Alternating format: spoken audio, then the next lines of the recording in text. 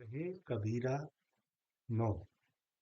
गूंगा हुआ बावला, बहिरा हुआ कानी, पावन सु पंगुल भया, सदगुरु मार्या वाणी।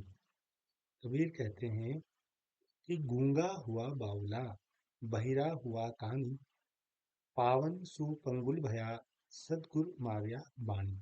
सदगुरु ने, सच्चे गुरु ने ऐसा बाण या तीर चलाया जिससे शिष्य जो है बहुत बोलता था, वह गूंगा हो गया। गूंगा हुआ बावला, जो बहुत ही बावला था, इधर उधर घूमता फिरता था, बोल तो बस बोलता ही रहता था, वो जो है गूंगा हो गया। बहिरा हुआ कानी, और जो बहुत ज्यादा इधर उधर की बातें सुनता था, वो कान से बहरा हो गया। और पावन सु पंगुल भया, और जो इधर उधर दौड़ धूप करता रहता था, मारा मारा करता था, वह पैरों से विकलांग हो गया। लेकिन कैसा विकलांग हुआ, कैसा बावला हुआ, कैसा बहरा हुआ, उसको हम आगे समझते हैं विस्तार से। कि कबीर कहते हैं कि गुरु की अपने शिष्यों पर कृपा रहती है। उन्होंने शिष्यों पर ज्ञान का ऐसा तीर चलाया, ऐसा बाण चलाया कि जो शिष्य संसार में बहुत बोलता था, बहुत सांसारिक बातों पर अपना ध्यान लगाता था, अब उसकी वाक क्षमता का अंत हो गया है। अब वह मौन रह गया है, चुप रह गया है, अब वो ध्यान करता है।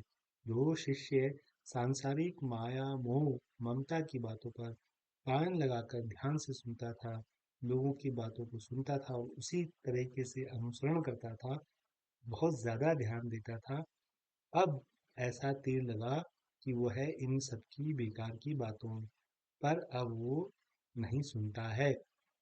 उसकी इस तरह की सुनने की क्षमता समाप्त हो गई है, और अब वह इन सांसारिक बातों को सुनता ही नहीं है, उस पर ध्यान ही नहीं देता है। और जो शिष्य सांसारिक भोग विलास माया मोह में यहाँ वहाँ खूब भाग दौड़ करता था, इधर से उधर यहाँ से वहाँ दौड़ता था, गुरु के ज्ञान रूपी बाण से अब वह विकलांग हो गया है। अब वह इधर उधर बात बेवजह नहीं दौड़ता है, अब वह धन संपदा माया मोह निज स्वार्थ के हेर फेर से मुक्त हो गया है। संसार की व्यर्थ माया मोह से शिष्यों को गुरु ने मुक्त कर दिया है।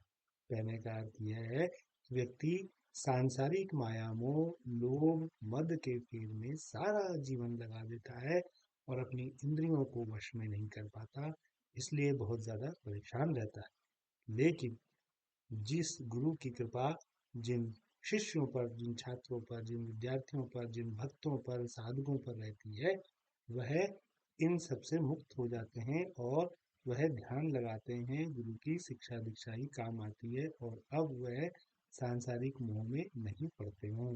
बहुत बहुत धन्यवाद, बहुत ही सुंदर दोहा है, इसको आप जरूर देखें, समझें और जीवन में भी उतारें।